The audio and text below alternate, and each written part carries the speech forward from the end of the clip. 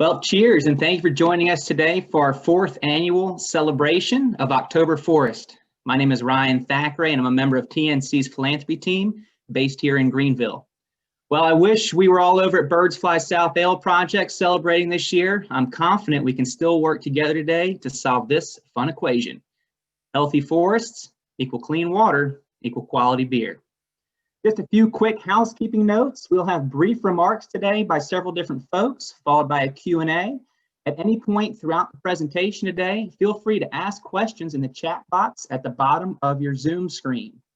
All webinar participants are on mute, so using the chat function is the best way to ask questions today. And if you're new to Zoom, there are two different ways to watch this presentation. We recommend speaker view as opposed to gallery view. Speaker view will focus on the active speaker for each part of the presentation. You can switch between these settings on the top right-hand corner of your screen. And lastly, we also recognize that storms have been impacting South Carolinians today from the mountains to the sea. Most importantly, we hope that everyone is safe and taking good care. We'll keep our fingers crossed that the internet and the electricity at our places that are hosting today's event remain intact. And if for some reason they do not, just rest easy that the Nature Conservancy is working hard to protect land and water across South Carolina, and the result is good quality tasting beer. Hopefully that won't be the case today though. That's it for our housekeeping notes. Many of you on this call today are TNC members, and those of you that aren't, we hope you'll be inspired to support our work after today's presentation. The Nature Conservancy in South Carolina and our members are protecting special places for both people and nature. But what you may not realize is that conservation work also plays a role in the growing craft beer industry here in South Carolina and beyond. Because after all, healthy forests equal clean water, which equals quality beer.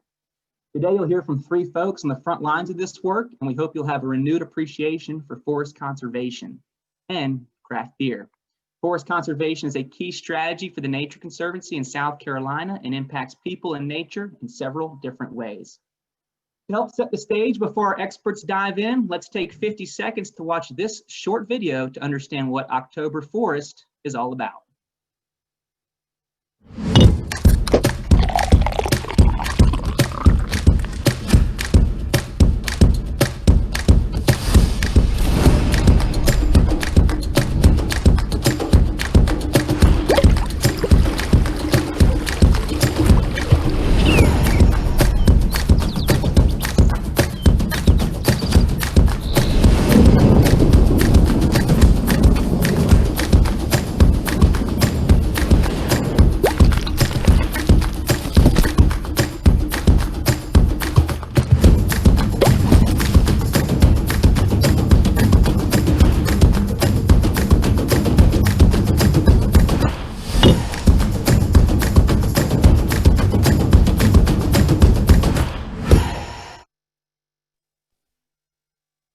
I'll have a sip of my Birds Fly South beer here to that one. I'll now pass it over to TNC's Upstate Conservation Director, Kristen Austin.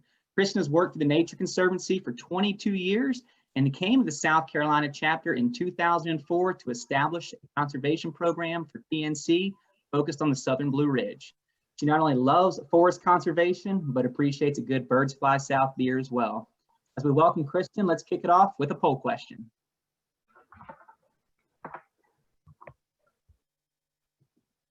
All right, well, it looks like about 3/4 of our folks do know where their water comes from. And for everyone tuning in from South Carolina, no matter where you are, your water starts right here in the Southern Blue Ridge Mountains. Kristen? Great, thank you, Ryan. Cheers to you. And cheers to each of you who are joining us. Thank you for being with us this afternoon. So I'm looking at the poll question and the answers, and I've got to say I'm pretty surprised that 75% of you know where your water comes from. That is fantastic. That is not always the case. A lot of times when we ask this question on the streets with people, we actually hear, I have no idea where my water comes from. And so really when we think about where does our water come from out of the tap, it really starts with thinking about the watershed. And I've got to let you know, as a conservationist, communication experts tell us that not to say the word watershed. Typically, a lot of people don't know what the word means, although it's really a pretty simple word. It's an area of land that drains all the streams and rainfall to a common outlet, like a reservoir or a mouth of a bay or any point along the stream channel. So I've pulled up this map here on your screen to illustrate a watershed example. You're looking at the Southern Appalachian region area, and there are a series of streams that flow throughout these mountains. And within this region, there are a number of different watersheds. But watersheds can get separated by ridges and hills through drainage divides. So that red line that you see is an excellent example that separates water flow. When you look at the streams to the left of the red line, the water in those streams are flowing towards the Gulf of Mexico. However, on the other side, on the right side of the red line of that Eastern Continental Divide, all the streams and water on that side of the divide are flowing into the Atlantic. So when we look at South Carolina, all the water that flows into our state, it will eventually make its way down to the Atlantic. So along with that map, or actually go to the next one, as we think about South Carolina and all our water flowing into the Atlantic, we also recognize that our state is blessed with 100,000 miles of rivers and streams. And within our state, we have around 67% of the state in forested lands. So we're very fortunate in the Palmetto State to have forests that are filtering water that's flowing to the Atlantic Ocean. And so when we think about all these streams within the state, we recognize that on the statewide scale, the state has delineated 8 different watersheds within South Carolina. And when you look at this, and we're all coming from different places within the state of South Carolina, you can then locate yourself and see which watershed do you live in. And I challenge you to look at the map closely. And if you didn't know that before today, you know now. And then poll your family tonight at dinner and see if they actually know what watershed they live in. So today, though, our purpose is going to focus on the Saluda watershed, that red distinct watershed there. And if we could just go back to that map for a second, we're going to take a trip within the Saluda watershed to the very top of the watershed. And I've got to note the importance of the top of any watershed. And what happens at the top of a watershed has such impacts all the way downstream. And so we really want to make sure that we take great responsibility and care throughout all throughout the watershed, but especially in the upper part of watersheds can make such an impact all the way down to the ocean. So our journey today really does take us on a trip to that northern portion of the Saluda watershed. So we can go to the next slide and zoom in a little closer to what's happening in that northern part of the Saluda watershed. You'll see on this map 2 distinct properties that are circled in red. These are 2 large forested areas that are located right along the North and South Carolina state line. And it's up in the mountain region of South Carolina. If any of you have traveled to Table Rock State Park or Caesars Head State Park, these properties are very close to there. So these 2 properties are about 10 miles as the crow flies, and they are part of the Greenville water supply. Greenville gets its water from these two properties. And we also get our water from a third source, Lake Keowee, that's further west and not shown on this map. But these two specific properties are known as the Greenville watersheds. And between these properties and Lake Keowee, Greenville Water is supplying water to over 500,000 customers, 500,000 people in the greater Greenville area, making Greenville Water the largest water supply in the state of South Carolina.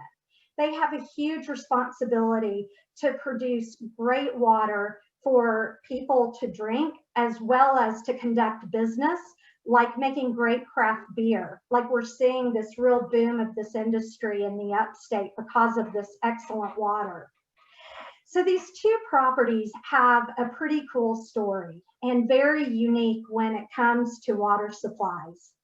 There was a lot of vision about 100 years ago here in Greenville as leaders saw the Greenville area growing. And again, I would just love to see what these leaders would think about Greenville growing at the pace and scale it is today. But 100 years ago, leaders were concerned about the growth Greenville was undergoing and recognized they needed to plan for enough water into the future. So they went into the mountains and they found land where streams actually started on the properties and would flow to the areas where they wanted to put the reservoirs. So they actually built or bought these two properties, and all the streams on these properties flow to the reservoirs. So Greenville Water actually controls, owns, and manages these watersheds. So all the water starts on these properties, flows to the reservoir, and then comes to our tap. That's a wonderful, unique situation. And it wasn't lost on Greenville that they really wanted to make sure that as the population in the greater Greenville area grew, they would have excellent, high quality water. So they wanted to make sure the properties were restricted with public access. So there wasn't any sort of major impact by humans that would further pollute the water. So you're actually today getting a sneak peek into two huge forested properties that rarely do people get to actually see pictures of, and certainly do not get to go into. But even though people don't get to access these properties, we all get to benefit from excellent, clean drinking water. And truly, Greenville Water has been the gold standard of winning awards for the best tasting drinking water, as well as being some of the cleanest drinking water in the entire country. So it's truly the gold standard. So on the next slide, we're going to take a look at the Table Rock watershed. And you can see just how pristine and beautiful it is. And I'll say there was great vision with the foresight of buying these lands to protect our water. But in 1993, the vision got a little cloudy for just a little bit in Greenville when a developer came forward and wanted to buy a portion of the Greenville watershed. And this was a huge concern for citizens and leaders alike. So the community came together, and with this proposal of potentially part of the Greenville watersheds being sold to development, said they were so concerned about this and wanted to see that these properties actually get conserved well into the future and are forever protected in a conservation way that will always make sure these lands stay forested so these forests can filter water and we can continue to have great drinking water into the future. So they brought the Nature Conservancy in as a partner to hold something called a conservation easement. And this conservation easement on the Greenville watersheds conserves these two properties from incompatible uses that could impact the water quality, while allowing Greenville Water to function as a water supply on these properties. So it's a really great win-win that these lands will always be functioning as a water supply while also being conserved and protected. So every year, the Nature Conservancy, and it's been my honor for many years to go out and monitor these two properties to make sure that the easement is being upheld and the agreements are intact. Every 3 years, we get to go into a helicopter and do a flyover and see a bird's eye view of these properties and get cool shots like the one on the left. And really get to monitor for not only the uses of the easement, but also we're monitoring for the forest health and the natural resources. So through these decades of monitoring these properties, we've actually compiled a lot of excellent data about the natural resources of the Greenville watersheds. So back in 2014, the Nature Conservancy and Greenville Water deepened our partnership and developed a natural resource management plan for these properties. And we took all the great information we had been compiling, merged that with the best available forest management science, and really came up with a state-of-the-art, kind of cutting-edge land management plan that would really take these properties and manage them into the future for water quality and forest health. Because as you can see with these pictures of these properties, they're forested, they're unfragmented, large forested areas. And these forests are acting like a Brita filter, if you will, and really scrubbing and cleaning the water as the water flows out of the forest into the reservoirs. So we want to make sure that these forests are cared for into the next 100 years. So we're so thrilled that out of this watershed management plan, Henry Poole was hired to be the natural resource manager of these two watersheds. And Henry is doing an incredible job taking the 26 different management objectives that we came up with in this plan and really implementing them on the ground. And on behalf of the Nature Conservancy, I just want to commend Greenville Water. They are really going into a new chapter of being a visionary leader and really approaching their lands from a very responsible land management stewardship standpoint, and really managing these forests, which will equal great quality water well into the next 100 years. So I want to say, I will switch from my water to my birds fly south beer. A big cheers to Henry and to Greenville Water for having the vision and foresight to really take such good care of their lands. So cheers. Over to you, Ryan. Cheers. Thanks, Kristen.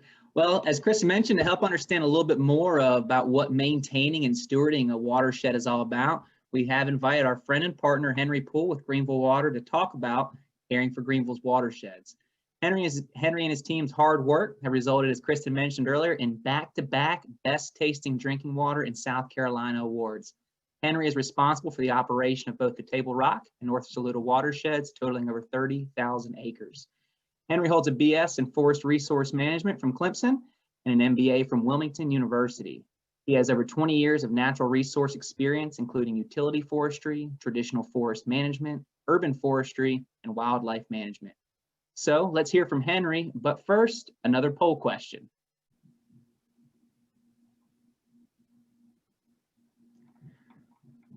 All right, well, it looks like we are a little split as a group today between 9.5 million gallons versus 9.5 billion gallons. And Henry will talk more about this in his presentation, but I believe the answer is 9.5 billion gallons. And rumor has it that Henry and his team used old 1-gallon milk jugs to determine that the reservoir can hold up to 9 billion gallons. Pass it over to you, Henry. Thank you, Ryan and Kristen. That was a great summary and introduction. I just wanted to, for a brief minute here, just tell you that I love our partnership that we have cultivated over the years with the Nature Conservancy. through our easement monitoring, and now we're sharing fire resources on controlled burns. I really feel like that this is a very solid partnership that we have to protect all of our water, not just my water, but all of our water, because healthy forests do really translate into healthy water. And that's evidenced every day through my work here at the watershed.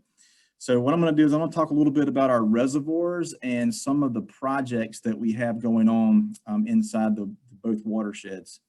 So first, I'm going to talk about the Table Rock Reservoir, give you a little bit of information about that reservoir itself. So I've got a picture here of the Table Rock Reservoir. There we go.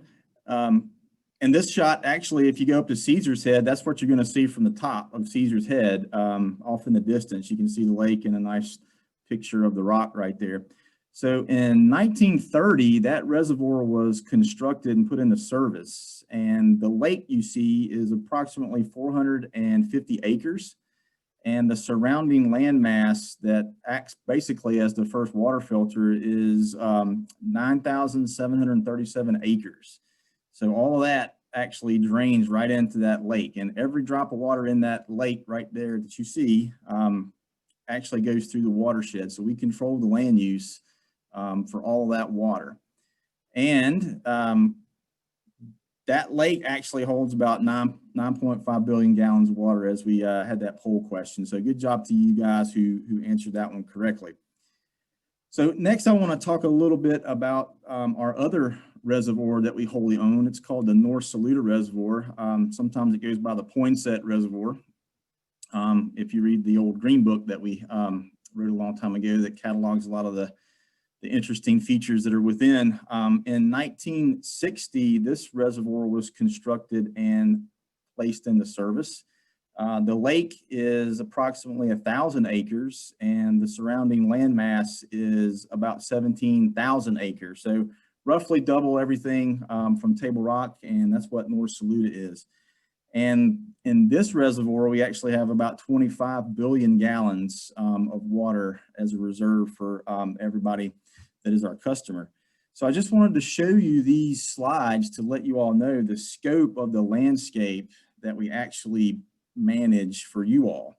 And as Kristen mentioned, our customer base is about 500,000 people. So this is a big job that we all do. And it truly is a partnership. And those of you out there who are the Nature Conservancy members, so you can think of this as an investment that you're involved in that protects all this drinking water for a lot of people. So I'm going to move into an interesting project that I started a couple years ago involving salamanders. Salamanders, there's a picture of them. Salamanders are a good forest health indicator. So a couple years ago, I started putting cover boards down in certain places out there in the woods, and with the intent that I was going to try to find lungless salamanders. So lungless salamanders actually interact very intimately with their environment because they don't have lungs, they breathe through their skin. So that means if you have a healthy forest, you're going to most likely have a healthy population of salamanders. So healthy forest equals healthy water. However, I've got one little challenge out there. It's one particular invasive species, and it's on the next slide there. So what we also are trying to do in the watershed is to control certain invasive species, and one of those invasive species are feral hogs. Feral hogs are a challenge throughout the South, certainly in the upstate as well, not just inside the watershed property, but those feral pigs run around through properties, and they root and they wallow and they damage properties all over the place. They can cause high turbidity in streams if they get down in the streams. So we want to try to make sure we minimize that as much as we can. So we have traps like you see here. That's one of our mobile traps. We pull it through the watershed, set it up when our game cameras indicate we have feral hogs in certain areas. So we try to remove those where we can. Another fun project, and everybody loves these cuties because they stop on the bridge to look at them right there, are our goats. We have about 12 goats that we employ, and they're some of the hardest working employees in the watershed, I must say. And we have those goats eating kudzu in certain places near the office at North Saluda, and they've done an outstanding job doing that as well. So that's a couple of fun projects that we're doing for invasive species and forest health. Now, if we look at the picture of the lake with the tree in it, today was a very windy day. If you're in the upstate, and lots of trees I saw today fell down in the road all over the place, and that's no exception at the watershed. Sometimes they fall into the reservoirs. So that's actually a source of carbon in the water. So we actually want to remove those trees out of the reservoir to reduce the total organic carbon input into the water supply. Why is that so important? So if we do that, it will help keep our treatment costs very low. Now, our water is very, very good as it is, but we actually want to keep it that way. So we actually pull those trees out. And if you look at the pictures on the bottom, we actually do that at North Saluda with a rope winch. So we'll tie that to the end of the tree and just pull it back up onto the shore, disconnect it, and move on to the next one. So that's an ongoing project that we're going to be doing forever, because I have a feeling that the wind is never going to quit blowing. At least every now and then a tree will fall. So that's another good project that we're doing to try to keep everybody's water clean. Our roads, our network of roads throughout the watershed get us from place to place. So we can count salamanders, so we can trap feral hogs, so we can find any other invasive species that may pop up. It helps us get to the trees where we need to remove out of the lake. So proper maintenance of our roads is essential to reduce erosion. So throughout the upstate, there's lots of highly erodible soil, and inside the watershed is really no exception. So one project that we've done in the last couple of years is we started putting gravel on the approaches to the stream crossings, and you'll see one right there with a culvert. But we expanded that to keep going down the road. So actually that's turned out to be a great project. It's made the maintenance interval on our roads a little bit longer, so it helps us get to and from place to place after a rainstorm, which is good. So this next slide right here is actually a safety project. We actually got a backhoe a year or two ago, and we put a jackhammer on it, and we are actually taking rocks out of our road bed where it makes the truck or the gator kind of tilt funny. So we're actually making our roads safer as well through this whole road maintenance program that we have now. And the roads are important because they actually are our control lines for our fire program. And the next slide will show you a burn that we did at the North Saluda Reservoir last spring. We called that burn Unit 19B. And it was about 130 acres, and it was great. The Nature Conservancy came, brought some staff and some resources, their Type 6 engine, and we did this control burn, and it turned out great. So you may ask, why do you want to set the woods on fire to burn? One reason is it controls your hazardous fuels. It recycles the nutrients, and all of this promotes forest health. So that's the reason why that we decided to do this. And plus, it's fighting fire with fire. If you remember the Pinnacle Mountain fire a couple of years ago at the Table Rock watershed, if we do control burns, this is going to be more proactive management. And the Pinnacle Mountain fire actually burned about 70% of the Table Rock watershed. And I think there's another slide that kind of shows some smoke hanging around, or maybe not. There it is. And you know, that was a really big deal. It went on for a month. So, but you know, it turned out to be a very good thing. It burned, you know, throughout the watershed, and it's recovered nicely. And there was no negative water quality impacts from the fire. So it turned out to be very good.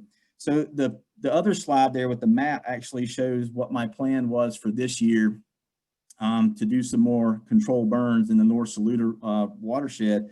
And the weather seems to be fighting me this year. So, you know, we still have these on the list to do, but you know, it's weather dependent, of course.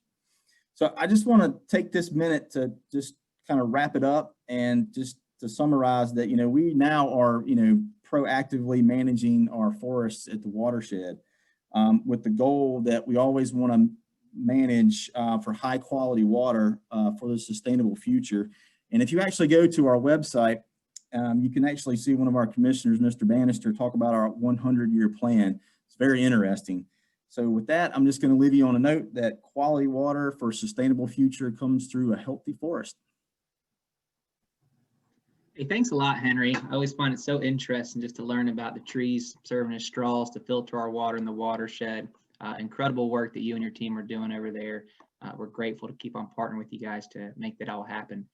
We've really come full circle now to the brewing process. You've heard from the conservationists about the importance of forest restoration. You've heard from the watershed manager about conserving the watersheds and how that leads to clean water. And now you'll hear from the brewer that uses this water to create quality craft beer that can be found in stores across the Southeast. While serving the United States Coast Guard, our next speaker, Shawn Johnson, developed a strong passion for brewing, creating recipes, and honing his craft. Owning and operating Birds Fly South Ale project here in Greenville with his wife, Lindsay, Shawn combines his love of science, math, and creativity to produce award-winning and unique beers. And speaking of award-winning and unique beers, how about one more poll question? All right, well, it looks like we couldn't really trick anybody here, a few folks. The answer is beef broth. And personally, Shawn, I'm grateful you haven't created a beef broth beer because I feel like I would have to try that. And quite frankly, I just don't think a beef broth beer would be for me. Shawn, thanks again for being here today, for your partnership with TNC and OktoberForest over the last 4 years. And now let's turn it over to you to learn more about the brewing process. Thank you very much for the introduction. And I and my wife, Lindsay, as well, we're very excited to always be part of this every single year with Greenville Water, the Nature Conservancy, and really discuss and talk about the necessity for incredible award-winning water and what it does for our beer. So to begin, Birds Fly South, we've been here now 5 years. We're a brewery here in Greenville, South Carolina that focuses on explorative, experiential beers. And we really focus on our ingredients and our community as well as we go through that process. A couple little key things here for everyone to know.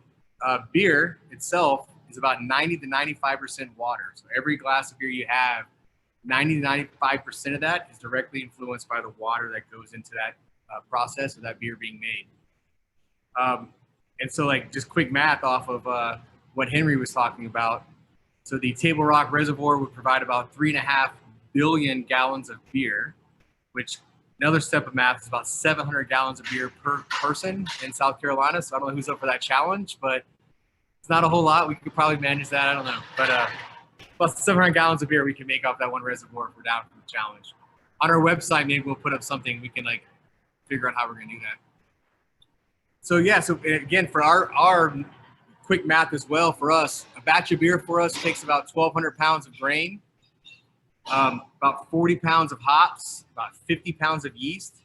And if you do the math on the amount of water it takes to make a beer, it's close to about 3,300 pounds of water. So about 7 gallons to every 1 gallon of beer is what it comes out to be. For us at Birds Fly South, we do a lot of recapturing of our water. So we're about 5.5 gallons. So 7 gallons per gallon of beer is the national average. We're running about 5.5 gallons of wastewater, and water into our products. We're trying to conserve as much as possible here as well. I'm going to try to do a little science experiment for everybody here and demonstrate water and explain to you why the Greenville water source here is perfect for making and brewing beer. So when you think of a glass of water, we have a nice crystal clear glass of water. You can see through it. It's beautiful. In Greenville, this is tap water right here. And as we make beer, we try to put multiple salts into our beer and product. So a lot of watersheds will provide different salts. This is Epsom, so magnesium sulfate. This is gypsum, calcium sulfate. And this is calcium chloride is another ingredient. And why do those things matter? Well, each type of salt minerality that comes through the water actually manipulates flavor and actually has created some of the world styles that we all know about. Stouts, ambers, browns, IPAs, all come from regions or originate in regions of the world that have certain types of water chemistry. And I'm not as high tech. I don't have many slides here for everybody. What I have is some fancy paper. So we'll look at this paper right here. Hope everybody can see that. If you look over to the side over here, this is the style of beer, and this here is the city it comes from. So Dortmund, Germany, Dublin, Ireland, Edinburgh, Scotland, London, all the way down to Pilsen, and that's the one I've highlighted. You look across that Pilsen line, you'll notice a lot of really low values when it comes to the amount of sulfate, chloride, sodium, and magnesium, and calcium. So Pilsner is considered to be some of the best beer like ever brewed in the world. It's so crisp, so clean. Nothing can really disguise it with flavor. It has to be perfect process, and it comes from a very clean water source as well. So this here is every 6 months we send away our water to a laboratory and we get our values. So this is the Greenville Water. And if you look at the highlighted levels, you'll see very, very low sodium, magnesium, sulfate, chloride that goes into our water as well. So what does that mean? It means we have the perfect brewing water. You can spend a lot of money on different filtration methods, and a lot of breweries do, to remove certain pieces of their water, hardness, alkalinity, things like that, so they can get to what we call zero water, Pilsner water, and then you build it up with those salts that I was talking about before. So if I take that same glass of water and I add, let's do a couple of them, teaspoon of gypsum. This is something you put into IPAs. On that list of cities, you can look this up as well online. You'll notice that Burton is a big IPA creator. It will, if I can get it right, sorry. Filters out fairly clear and clean. It just adds a whole bunch of hardness to the water that will accentuate hops. Thus IPA comes from that region of the world originally. Now if we take something that America's into right now, the hazy IPA craze, hazier style of beers, we add calcium chloride to it, that chloride level. Stir it up. You'll notice instantly what it adds to that glass of water. So that manipulates flavor, mouthfeel, all the way through the brewing process. So as brewers, we try to figure out how we can make our water match these styles of beer that people want to enjoy and drink across the world. We try to find ways to manipulate our water to match those global water sources. And Greenville provides a wonderful foundation for us to make beer in any direction we choose to go with it.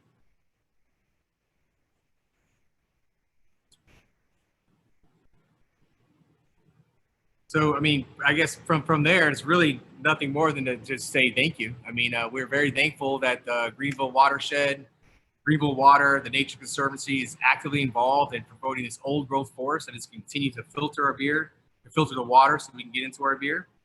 The goal to plant another 1 billion trees is going to be influential to us going forward, producing the beers that we make. Our process as well, if anyone's interested, is going to be available on our website, diversifysouth.com, bfsbeer.com. If anyone wants to go and look into it a little bit further into what we do here as Diversify South, but also more into how water manipulates different products, maltier style beers to our hazier style beers. And again, thank you very much. Although beef broth would be a fun way to make a beer, I really don't think it'll sell very well, Brian.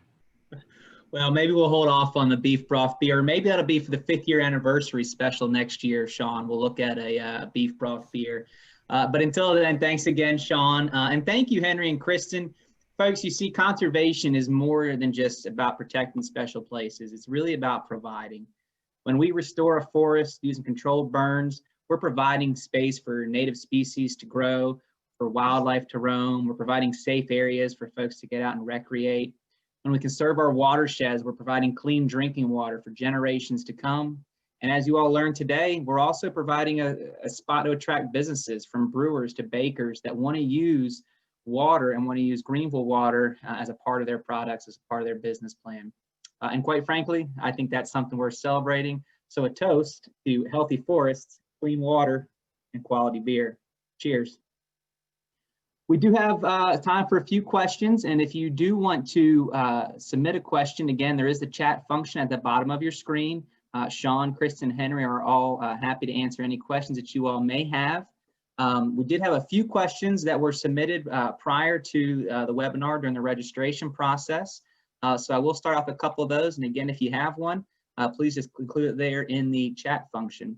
Shawn, next question for you. This person sent in, said, Shawn, your brewery is a family affair with your wife, Lindsay, managing the operations, the ops mama. Can you share with us how you ended up in Greenville and got into brewing? Hi. She's right here, yeah. So Coast Guard, part of the intro story. We got stationed here at the Donaldson Center as a project manager there for a couple of aircraft that were going through some maintenance there done at Lockheed Martin. It was a 2-year process that was going to happen. We were living in DC at the time, realized that DC really wasn't going to be for us. It was good for a little bit, but it really wasn't going to be where we wanted to land forever. So this opportunity came up. We moved to Greenville, South Carolina. My wife's originally from Florida. I'm a North Carolina kid. So it was kind of a good spot to be, close to family. We loaded up the kids and moved from DC to here and just fell in love with Greenville. While we were in Greenville, just the people, the culture, the town itself had just so many new things happening, so many great people that were already here doing wonderful things, restaurant-wise, food-wise, just really, really like into farm-to-table type aspects and small business. And that was kind of where we went with it. I started making some homebrew here, and I really liked the way it was turning out. So we began here, and Birds kind of landed here. The name Birds Fly South does come from our migration as a family. My wife, again, is from Florida. Met her, married her, and within a year, we got new orders, and we went all the way to Alaska. And got to Alaska and quickly realized that as much as I enjoy the winter, she's not really a winter person. So we began migrating back down south, and we landed here in Greenville. Right on. That's a great story, and we are thankful and grateful that you Birds did land here in Greenville, because we have been enjoying your craft beer ever since. Kristen, a question that came in for you. You've been in the Upstate since 2004 to establish the Nature Conservancy's Greenville office. How have you seen forest restoration evolve over that time that you have been here in the Upstate? If you just talk a little bit more about that. Sure, Ryan. I think that there has been an evolution. At one point, when you look at views like that are behind me and you, people would see the mountains, and as long as there wasn't a house on top of the ridge, they thought, oh, that's beautiful. That's a healthy forest. But I think we're now realizing that that forests actually are much more dynamic and much more diverse. And just because it's a swath of green, it doesn't mean that every forest is created equal in the way of its health.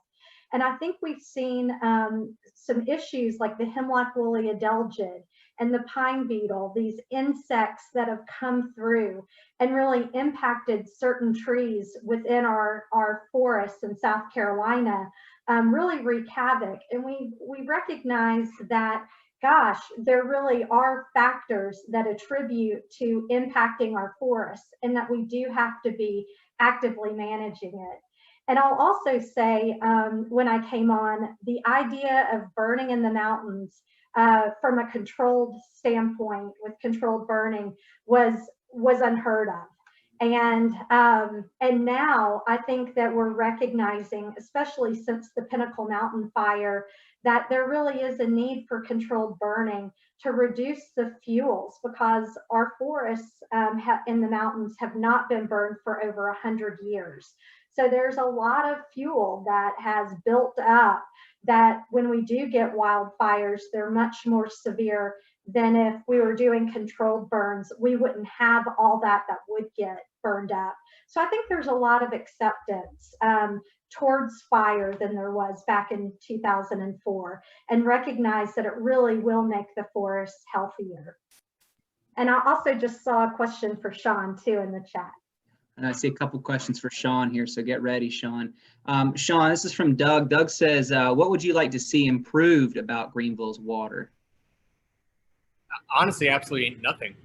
Again, you go back to that water chart, it's easier to manipulate water and add things to it.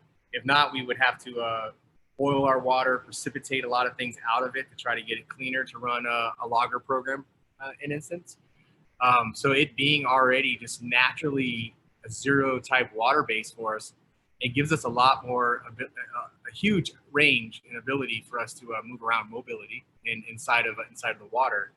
I mean, and other than that, it's consistent.